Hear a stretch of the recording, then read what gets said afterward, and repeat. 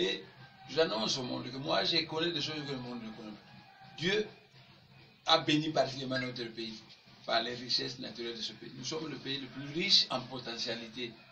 Ce qui reste à voir des gens sérieux pour développer ce pays. Nous pouvons devenir une grande puissance mondiale. Mais nous ne gagnerons rien en nous entretuant entre nous sous les ordres de l'Occident. On ne gagnera rien. On a négocié avec le gouvernement. Un fils de foncier est venu ici. Et on a aidé avec le gouvernement. On s'est entendu qu'ils vont acheter 2 voitures cette semaine et qu'ils vont avancer un certain montant. Pendant que j'ai... Et à Louosi, le gouverneur a tout a été à Louosi. Les Makessa étaient prêts à attaquer. Le gouvernement m'a demandé de calmer les Makessa, qu'il viendra à Kinshasa pour négocier. Moi, j'ai calmé les Makessa, ils n'ont plus attaqué. À tout, passe à Songolo, donne l'ordre à l'armée de tuer mes gens. Mettez-vous à ma place.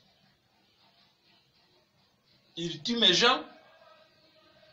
Il me promet qu'il viendra le jour chez moi. Ça fait 2 jours qu'Atou est ici. Il n'est jamais venu. Écoutez, ne me faites pas perdre du temps.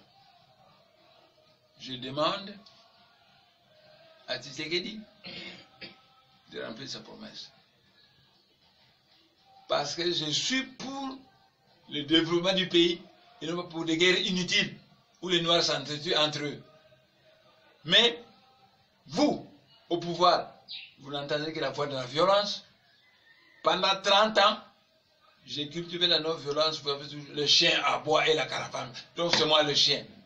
Alors j'ai utilisé pendant un temps le langage que vous entendez, de la violence, ce qui a fait que le Bas-Congo a bougé.